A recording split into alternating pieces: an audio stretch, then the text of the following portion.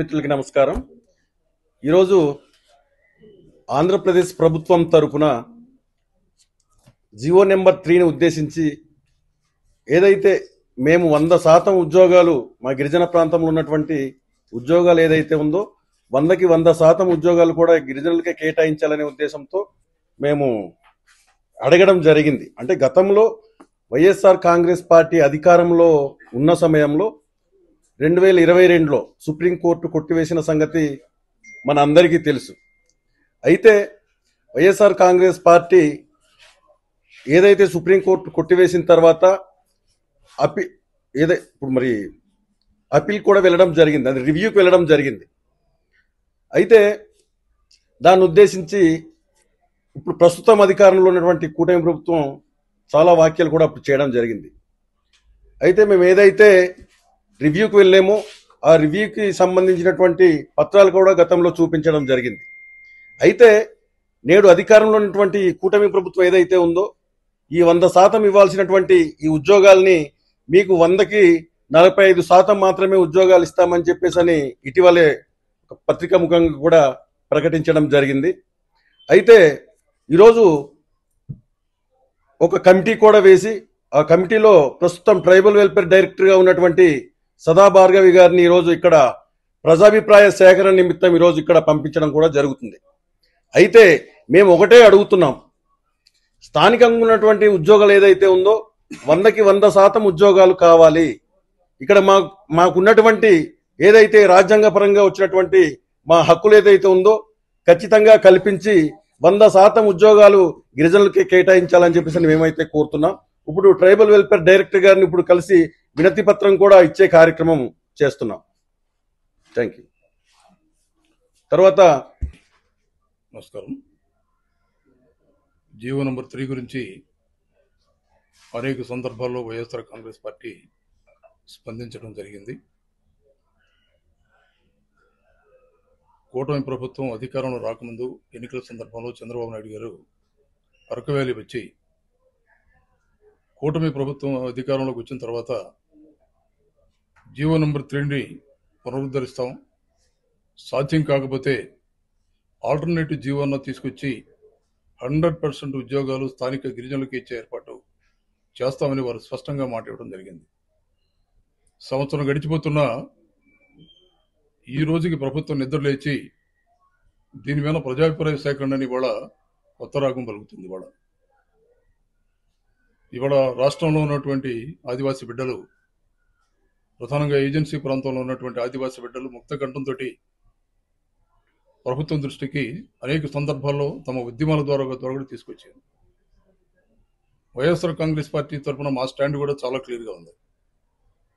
Jio number 3 కనుక సాధ్యం కాకపోతే ఆల్టర్నేటివ్గా కాన్స్టిట్యూషన్లో 5th షెడ్యూల్ అమెండ్ చేసినా సరే శాశ్వత పరిష్కార మార్గాన్ని ఎతకాలనేది మా ఆలోచన. ఆ రోజు వైఎస్ఆర్ కాంగ్రెస్ పార్టీ అధికారంలో ఉన్నప్పుడు సుప్రీంకోర్టులో రివ్యూ పిటిషన్ వేయడం జరిగింది. రివ్యూ పిటిషన్ని సుప్రీంకోర్టు యాక్సెప్ట్ చేయకుండా తిరస్కరించింది.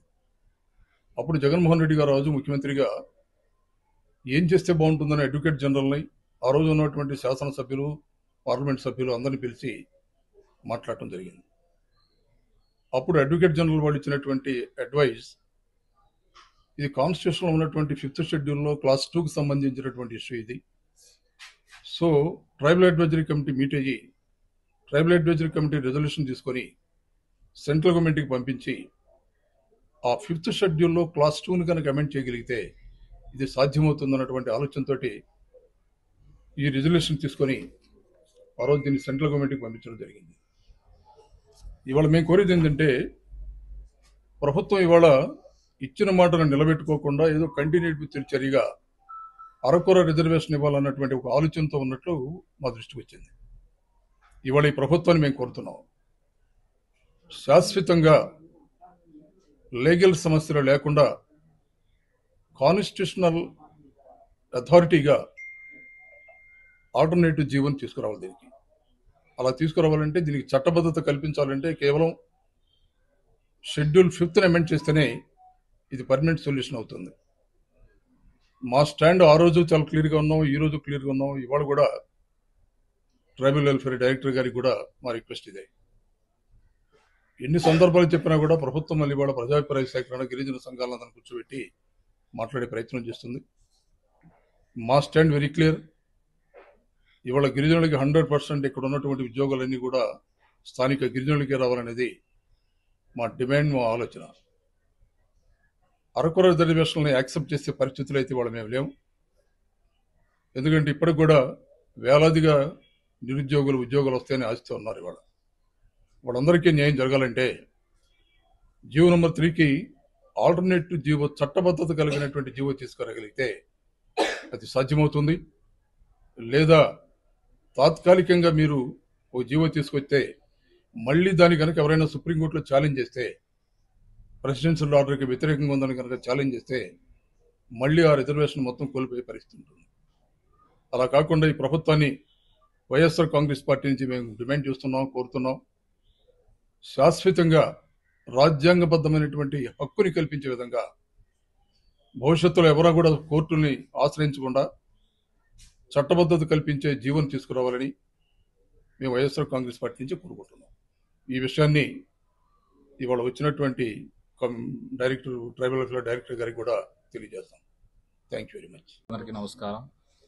మరి ఈరోజు వైఎస్ఆర్ పార్టీ యొక్క ప్రధానమైనటువంటి డిమాండ్ ఏంటంటే, ప్రభుత్వానికి మేము చెప్పేది ఏంటంటే 100% రిజర్వేషన్ అనేటటువంటిది ఆదివాసీ ప్రాంతాల్లో ఖచ్చితంగా అమలు చేయాలని చెప్పేసి అంటున్నాం. జీవో నెంబర్ 3 అనేటటువంటిది మరి గౌరవ సుప్రీంకోర్టు కొట్టివేసిన తర్వాత మరి అనేక ఉద్యమాలు అనేటటువంటిది కూడా చేయడం జరిగింది. ఏజెన్సీ ప్రాంత వాసులకి ఈ నిరుద్యోగిత అనేటటువంటిది చాలా విపరీతంగా పెరగడం వల్ల చదువుకున్నటువంటి పిల్లలంతా కూడా రోడ్ల మీద తిరిగేటటువంటి పరిస్థితులు ఏర్పడుతూ ఉన్నాయి. మరి జీవో నెంబర్ 3 ఉన్నప్పుడు గతంలో 100% ఉద్యోగాలంతా కూడా ఆదివాసీ ప్రాంతంలో ఉండేటటువంటి గిరిజన నిరుద్యోగులకు ఇవ్వడం వల్ల వాళ్ళకి లబ్ధి అనేటటువంటి చేకూరేది. మరి గతంలో ఎన్టీఆర్ గారి సమయంలో మరి ఒక మంచి ఆలోచన చేసి ఆదివాసీ ప్రాంతంలో మన జీవో ద్వారా ఇచ్చేయడం అనేటువంటి జరిగింది. అయితే ఈరోజు ప్రజాభిప్రాయ సేకరణ అనేటటువంటి పేరుతో మరి ఈరోజు పాడేరులో సదాభార్గవ్ గారు ఇచ్చేయడం అనేటటువంటి జరుగుతూ ఉంది. వాళ్ళకి మా ప్రధానమైనటువంటి డిమాండ్ ఏంటంటే, మీరు ఏవైతే 49% ఉద్యోగాలు ఏజెన్సీ ప్రాంతాల్లో ఇవ్వాలనేటటువంటి ఆలోచన చేస్తున్నారో దానికి మా వైఎస్ఆర్ పార్టీ అయితే పూర్తి వ్యతిరేకంగా ఉంది. 100% ఉద్యోగాలు అనేటటువంటిది ఖచ్చితంగా ఇక్కడ ఇవ్వాల్సిందే.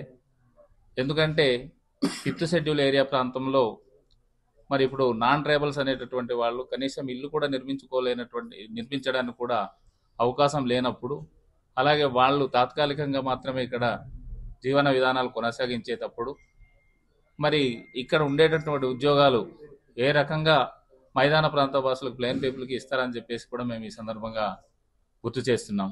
కాబట్టి ఒక్కసారి 6th షెడ్యూల్ ఏరియా ప్రాంతంలో ఏ రకంగా అయితే ఉందో అలాగే 5th షెడ్యూల్ ఏరియాను కూడా మీరు అమెండ్మెంట్ చేసి 100% ఉద్యోగాలంతా కూడా ఈ ఏజెన్సీ ప్రాంత వాసులకి ఇవ్వాలని చెప్పేసి మేము డిమాండ్ చేస్తున్నాం.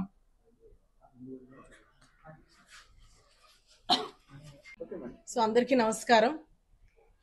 సో పెద్దలందరూ కూడా మాట్లాడడం జరిగింది జీవో నెంబర్ 3 గురించి.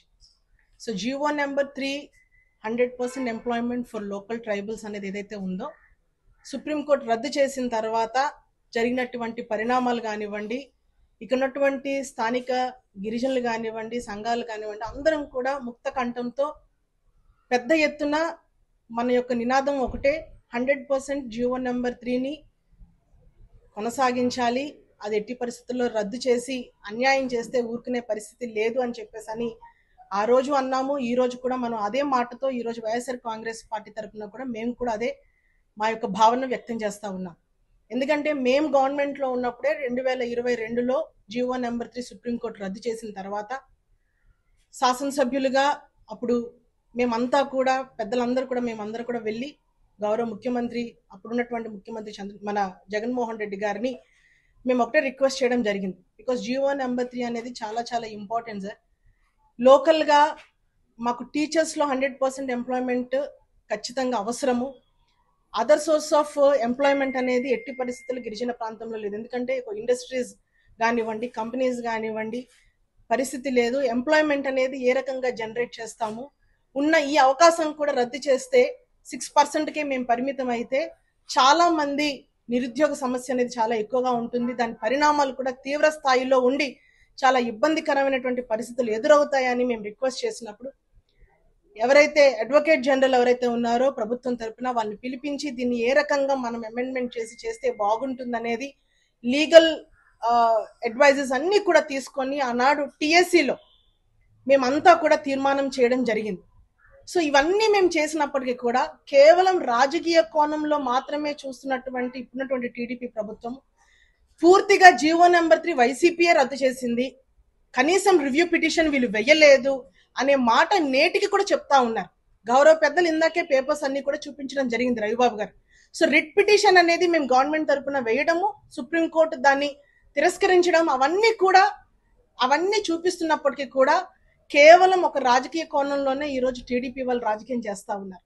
అండ్ ముఖ్యంగా ఈరోజు నూతన మళ్ళీ ఇప్పుడు ఏదైతే గవర్నమెంట్ ఉందో మన ట్రైబల్ వెల్ఫేర్ తరపున డైరెక్టర్ని ఈరోజు అన్ని ఐటీడీఎల్కి పంపించి ప్రజాభిప్రాయ సేకరణ మీరు తీసుకోండి అనేది ఒక కొత్త నాటకంగా మేమైతే చూస్తా ఉన్నాం. బికాస్ దీన్ని ఏ రకంగా చెయ్యాలి, దీనివల్ల ఎన్ని ఇబ్బందులు ఉన్నాయి, లేకపోతే లీగల్ గా ఫైట్ చేయడానికి ఎన్ని హర్డిల్స్ ఉన్నాయి అవన్నీ తెలిసినాక కూడా చంద్రబాబు నాయుడు గారు మొండిగా జీవో నెంబర్ 3ని నేను తీసుకొస్తాను, ప్రత్యామ్నాయం జీవో తీసుకొస్తాను, లేకపోతే పునరుద్ధరించేస్తానని చెప్పేసి ఆనాడు ఓట్ల కోసం తను చెప్పినటువంటి మాట ఏదైతే ఉందో మేము ప్రశ్నిస్తా ఉన్నాం, మేము డిమాండ్ చేస్తా ఉన్నాం. ఎట్టి పరిస్థితుల్లో మేము 100% ట్రైబల్స్కే 100% ఉద్యోగ అవకాశాలు ఖచ్చితంగా మాకు కావాలి. ఆ దిశగా మీరు ప్రయత్నం చెయ్యండి. ఏదైతే మా గవర్నమెంట్ లో మేము కొంతవరకు మేము దాన్ని తీసుకెళ్లగలిగామో దాని నుంచి మీరు ప్రోగ్రెస్ గా ముందుకు తీసుకువెళ్తే అందరం కూడా అప్రిషియేట్ చేస్తాం. అంతేగాని దీన్ని మళ్ళీ కొత్త నాటకంలో మళ్ళీ ఏదైనా చేసి మళ్ళీ గిరిజనులకి ఇబ్బంది కలిగే విషయంగా మీరు గనక ప్రయత్నాలు చేస్తే గనక మేము వైఎస్ఆర్ కాంగ్రెస్ పార్టీ తరఫున మేము ఎట్టి పరిస్థితుల్లో ఊరుకునే ప్రసక్తే లేదని కూడా ఈ సందర్భంగా మేము తెలియజేస్తా ఉన్నాం.